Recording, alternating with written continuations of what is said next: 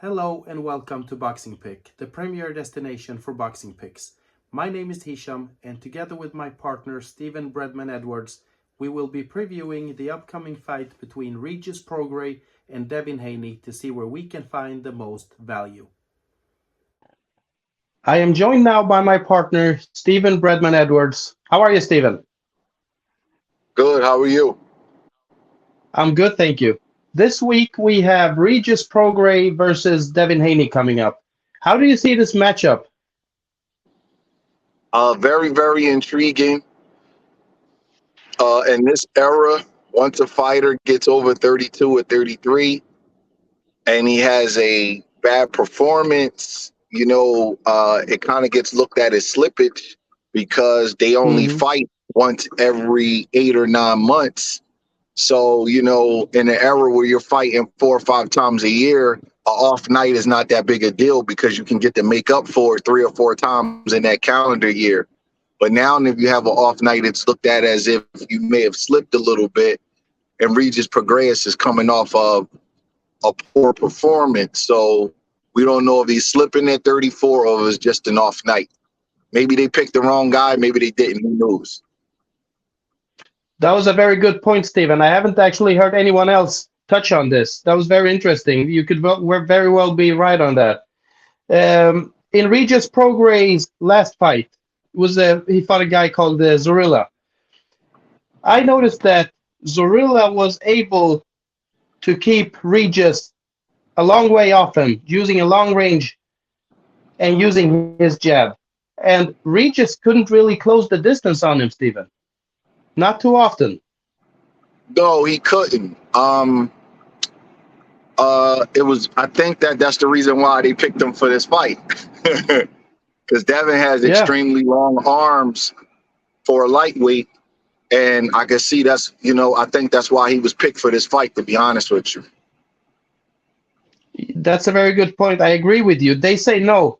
They talked about this the other day. They said they had their eyes on Prograis anyway, even if he would have had a great performance, but you never know. But the thing is, I found it very interesting, Stephen, that the thing we were talking about just now, how he was not able, Prograis, to close the distance against Zorilla. He did not have that problem against Josh Taylor because Josh Taylor is not a long range fighter, is he, Stephen? No, he's not. Josh Taylor is tall, but he doesn't have exceptionally long arms, and he kind of likes to fight in the mid range. He throws a lot of Yep. hooks and uppercuts. He likes to dig in on his shots, so he kind of sets up a little different. He's not trying to really keep you outside and box you. He's trying to hurt you, and he's busy, and he fights on the inside in the mid range a lot, and he throws a lot of hooks and uppercuts. So it's just a different fight. Mm-hmm. Sometimes when a guy is That's tall, what I mean. Yes. everybody equates that with the long range fighter, but it's a little bit. Sometimes we misappropriate styles because Josh Taylor is really not a long range fighter. No, and that was coming to my point because Regis Prograis in that fight, he didn't have any problems finding Josh Taylor, but that could have been due to what you just said, that Josh Taylor is very often moving forward. Yes. Yeah. Actually, Josh Taylor was outboxed from the outside by Teofimo Lopez, who's a much shorter fighter, because Teofimo Lopez is a long range fighter. Mm-hmm. Yes, yes. So the it's question, just a different kind of yes, fight. yes, it is. My question to you, Stephen, is when we're talking about this and the fight against Zorilla, the fight against Josh Taylor, in Regis Prograis' last fight, was that really an off night for Prograis? That's what I've been trying to think about. Or was this the first good person he faced that had good range and good movement? I think it was an off night, to be honest, but I also think that when you're a fighter like Regis, who likes a lot of contact, and then the opponent is minimizing the contact, and Mm. violence of the fight, I think it throws you off. I think Regis will be at home, you know, just fighting. You know, if he was like a bare knuckle fighter, he likes it down and dirty. He likes it in the Yeah. mid range. You know, he has a good chin. He's a very tough guy. He likes it punch for punch. You know, who can take Yeah. more. You know, and unfortunately for him, you know, Haney does not have to fight the style that's more conducive to Regis. You know, it's about winning fights. Mm. It's not about being who's the toughest. Yeah. You know, it's about who's the smartest. And I think that Yeah. I'm a big Regis Prograis fan, but the one thing that I notice about him is he gets caught in between styles sometimes. Sometimes he does a little bit too much. I think in the Josh Taylor Mm. fight, that was a very winnable fight for him. But sometimes Regis makes too many moves. He like falls in love with something that he does well because he is kind of slick. He has have some craft, but I think sometimes he does a little bit too much to avoid punches. I think sometimes he can keep it Good much upper more body simple movement. and be much more effective. Yeah. Yeah. But if we're looking at what Zorilla did, and I actually think that Zorilla might be a little bit, a little bit underappreciated. He's not that bad actually. He has some upset wins. He's a decent guy. But the thing is, if Zorilla was able to trouble Regis that much with his range and using his jab, this is exactly what Devin Haney does, isn't it? Yes, yes, yes. And Devin Haney, Haney, you yes, know, yes. Sorry. for all of the criticisms, he has one of the best jabs in boxing. Yeah. You know, and he has Regis may be the bigger guy as far as bone density and what weight they started out at, but Regis has like alligator arms. He has really short arms. And Devin has really long arms for a lightweight.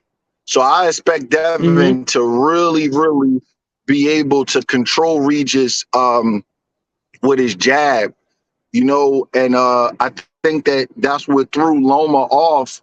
You know, the Loma just doesn't have the range of these elite lightweights. He has the chin and the stamina and his skills, and he has unbelievable feet, Mm. so he can cut the distance. But Loma Yeah. also has really, really short arms. So I think that that throws him off a bit. Yeah. You know, when trying to close the distance. And I don't want to argue over who won the fight because it was a close fight.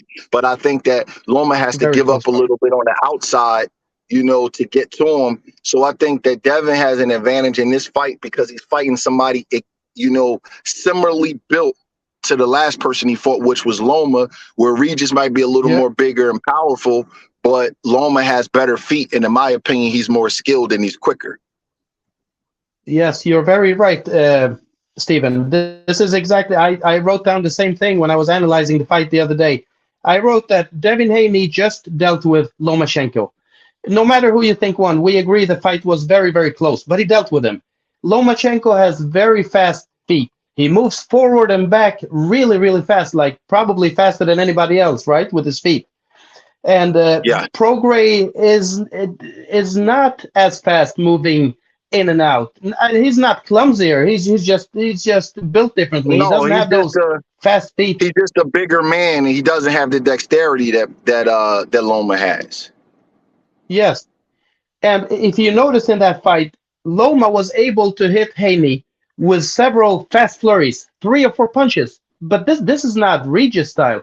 Regis will not be able to come in and throw 3, 4 punches with Haney standing in one place, right? I think That's that not he his style. can because sometimes I watch Regis and I say, "Wow, he's really really athletic," and then sometimes I watch him and I say he's more of a brute. When I watch him, I always get a different look for him, and it's not a criticism. It's just that Nazim Richardson once told me that that there can be a dilemma when a fighter can do too much. And Hmm. Regis is a guy who can do a lot. He's not just a brute, you know. He does have some boxing skills. He does have some agility, and I think that sometimes when a guy can do a little bit too much, that Hmm. their dilemma is what do they choose to do on that particular night. And I think that that's Oh, yes. Regis's, will be his dilemma, in this fight. Do I outbox Devin? because Devin's a great boxer, but he's not like super, super hard to hit. I don't consider him like a Mm-hmm. defensive specialist. I consider him more of a talented boxer.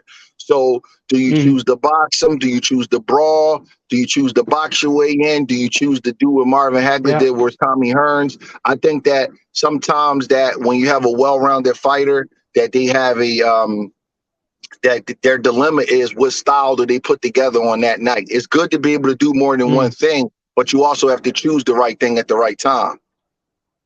And that can be difficult, right? It can be very difficult. It can be extremely difficult. And I think that has Yes. came back to bite Regis and his only loss of his career, how difficult it was to choose what he should do and what he shouldn't do. Yes. Yes. You're right. But in all fairness, just to give Josh Taylor a little bit of credit, that was probably Josh Taylor when he was at his best. He's not looked like that since then, has he? No, I think that fight took a lot out of Josh Taylor. Yeah. Yeah. You know, You're I right. think You're right. Regis is the guy that those power comes in different ways. Regis is a guy, he has like that wear down power. He has like hard fists. He's the kind of guy Mm-hmm. that doesn't need a lot of hand wraps on his hands, and he can just hit you and wear you out and wear you out. And Yeah. I think that he can take fights off of your career if you go to war with him, because he's a tough guy. He's built very strong, and he has those hard fists, and they'll take an effect on you over time. Yes. Yes. Regis Prograis has a record right now of 29-1 with 24 knockouts, which suggests that he does hit hard. Devin Haney is unbeaten 30-0 with 15 knockouts. What about Devin Haney? Does he have power, Stephen?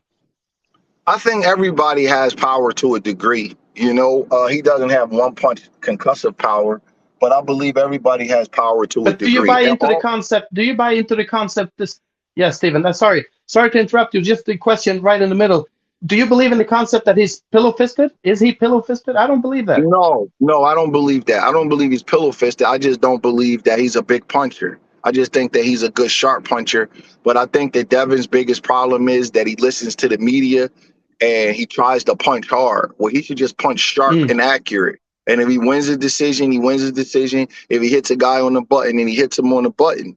Devin's kind of you're followed the right. blueprint of Floyd Mayweather, but Mm, Floyd Mayweather probably scored maybe 5 or 6 knockouts in his last, 20 fights.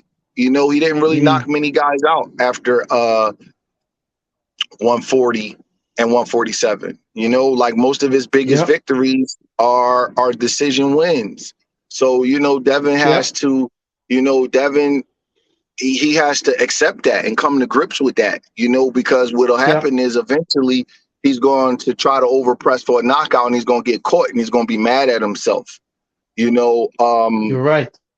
But I don't think he's pillow fist. He has some good knockouts, but in his fights, the biggest issue is he'll try to punch hard instead of just punching sharp and accurate. The shot that you don't see is the shot that hurts you. And I think Devin falls into that. He loads You're up on right. his right hand. He loads up on his hook. And, he thinks he's going to knock a guy out with that. But the guy sees it coming because he draws it back. He has a great You're jab. right. He should just Yes. punch hard, sharp, accurate, not, telegraph any punches, and just score points. That's all he needs to do. All of the hard punching stuff is not going to work for him. Everybody can't be You're a right. KO artist. No, you're right. He should just embrace the qualities that he has. Yes, yeah, and he'll get a knockout every once in a while. He'll hit a guy on the chin and knock him Yep. out. Yep. It'll happen if he learns how to punch sharp and accurate. Same thing Muhammad with Ali Shakur wasn't a big Stevenson. puncher. Yes, look at Muhammad Ali's record, man. He has big knockouts in 80% of his big wins. If you really think about Mm-hmm. it, most of the Hall of Famers that Ali beat, he stopped them. So Archie Moore, Yep. he stopped him. Bob Foster, he stopped him. Floyd Patterson, he stopped him. Sonny Liston, he stopped him. Joe Frazier, he stopped him. George Foreman, Mm-hmm. he stopped him. Ron Lyle, he stopped him. It's a very Yep. weird thing. People say Ali wasn't a big puncher, but he scored stoppages at most of his famous victories because he knows how to Yeah, just hit very you. He knows accurate. when to hit you. And if you look at Ali, he never loaded up on the shot. He never threw a looping or wild, crazy right hand ever. It was always No. straight. Yep, So yep. Devin has to be careful with that, man, because you don't have to punch but so hard to knock a guy out. You got to punch accurate. You got to know when to hit him. You got to know how to tire him out. And I see Devin, that's the one mistake that he makes. He tries to fall in love and he loops his right hand from way back like he's throwing a baseball. He don't have to do that. He's already a sharp fighter. Mm-hmm. Excuse me. In Devin Haney's last 7 fights, he has gone the distance. He has won 7 straight unanimous decision victories. 7 straight. Most of them have been very clear. He hasn't lost many rounds except to Lomachenko and a few years back against, which one was the close fight now again? Let me just look that up to see. Can you tell that, Steven? His other close fight? He had one other close fight. Um, I don't remember One Devin being against in another close Lomachenko. fight besides Lomachenko. There was By the Linares, I don't think that was a close fight. yes, on the scorecards it was close. It was 2 or 3 rounds. That's the other, but it was a clear victory. I agree with that. Okay. I thought the Linares was Yes. better. So I just heard it again. yes. So Stephen, we agreed Prograis is a very big puncher. He will probably be the biggest puncher that Devin Haney has faced so far in his career. Um, could you see Regis Prograis outpointing Devin Haney at all? Sure. If Devin telegraphs his punches and trades too much in the mid range, I could see Regis Prograis hurting them. I could definitely see him hurting them, and if he hurts them and he knocks them down, he gets a couple 10-8 rounds. He can outpoint them. You don't have to be this flashy or boxer all the time to win a decision. Definitely, he can outpoint them. Lomachenko, I thought that fight was drawish. Like Mm-hmm. I honestly didn't like when I got finished watching the fight before the decision. Now I said it's gonna be a draw. I said it in my head. Neither one of them really Mm-hmm. separated themselves from each other. So I could see Regis Yeah. taking some pages out of Lomachenko's playbook and and winning some rounds. It's definitely possible. But most likely, Regis Prograis won't be able to get to Devin Haney often enough. Would you agree with that, Stephen? We'll see. My prediction is I think that Devin Haney will outpoint him. I think he's going to be fighting in Yes. front of his hometown crowd. I think that his jab, he knows how to jab southpaws pretty good. I think that his range and he'll score enough points. I think that his feet will get him out of trouble if he needs to be, but he has to fight a smart fight. Regis is a heavy-handed guy, and he can knock Devin out if he hits him clean. So Devin has to Yeah. fight a really, really smart fight. But I think with the hometown crowd, the more than 10-year age difference, and the length in Devin's feet, I think he should. I think he'll probably win the decision. I agree with that, Stephen. I really can't. This will be a slower paced fight than Devin Haney's fight against Lomachenko. That has to do with Lomachenko, of course, him being so fast in and out, throwing so many punches. I think that Devin Haney being in with Lomachenko earlier this year will help him a big deal. And I think the speed being less fast in this fight will make sure that Devin will be able to control the fight with his feet and his jab to win a decision, like you said.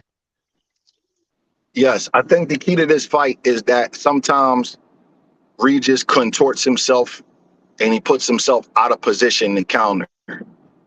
And I think that Devin can put him out of position with that long laser-like jab that he has. And I think that will be the key to the fight. I think Yeah, Devin's yeah, jab is going to be the key to the fight. But he has to be really careful versus yes. this guy. But Stephen, Devin seems disciplined enough to keep the same strategy for 12 rounds. We've seen him do this a few times against Cambosis. He doesn't get sloppy. He keeps the same style, doesn't he? For the most part, but I thought that he tried to throw a little bit too many big punches against Loma. He gave Loma a lot of chances with that counter left hand, and I thought that he definitely stood in the shoulder roll and stuff too long against Linares. So I've seen him get, fall into that trap before. But I think that this guy, even though I think Loma is a better fighter than Regis, I think that Regis has more physicality. And I think he's a bigger puncher. Yes, so I does. think that Devin has to be more, his sense of awareness has to be up, and he has to be more disciplined. Linares kind of lowered Devin to sleep, and he kept putting him in his shoulder roll, and then boom, he almost knocked Devin out. Devin was seriously hurt in that fight. That wasn't like, just a quick little buzz. That was him being hurt, so you gotta, you gotta take all those things into consideration. You're right, Stephen. But since that fight, but I like Devin by decision. Are you still there, Stephen? Yes. Yes, I agree. Since that fight against Linares, Stephen, since that fight against Linares, he hasn't been hurt like that again. I think Loma buzzed him, but not as bad as Linares did. No, not as bad. Yeah, I'm not sure what to make of that, but yeah, but it was never that hurt him up in the as he was against round with a straight left hand. Yes, but he wasn't as in bad condition as he was against Linares. No. Yeah. So we agree, Stephen. Devin Haney to win this fight. Yes. There's a little bit of a delay on the sound, but I hear you. Yes, I hear you, Stephen. Yeah. So we have Devin Haney to win this fight by decision. Yes. Yes. So I would say personally, Stephen, that Regis Prograis' only chance to win this fight, and I've thought about this a lot, I personally cannot see him winning a decision because I think he will be hit too much. Devin Haney will utilize his strategy. He will keep the fight long range in the center and just keep hitting him with jab, boom, boom, straight right hands. So I think Devin Haney will win a decision. I don't think Regis Prograis can win on points. But however, with Regis power and with Devin Haney never having been in with somebody with that kind of power, I could see Regis Prograis at some point hurting him. And if he hurts him, I think he takes him out. But does he do that? No. I mean, I think we can hedge it and say Regis by late stoppage, but my pick for the actual outcome is Devin by decision. With hedging. I like Devin by decision, but we can hedge with Regis by late KO. Yes, Stephen. So Devin Haney to win the fight by decision is around minus 200. And then we could lay just a very small fraction on that on Regis to win this fight by knockout. And you can find that at a plus 650. Yes, that's that fine. Feels like we're covered on both ends. All right, we'll do that. Talk to you later. So the pick for this week is Devin Haney to win the fight by decision, currently priced at around minus 200. And we're going to hedge it just with a small fraction of the main play on Regis Prograis by knockout. And you can find that at a very high plus 650. Like I said, and we were talking, me and Steven, I told him, the only way I see Regis Prograis winning is if he actually catches, hurts, and stops Devin Haney. So I would say that is his shot to win this fight. And you can get that at a plus 650. So we're just going to lay a small fraction of our main play. The main play, which is what we believe will happen, is that Devin Haney will win the fight by decision. Thank you for watching this week's episode. And please subscribe to our channel if you haven't already done so. Thank you very much. See you next week.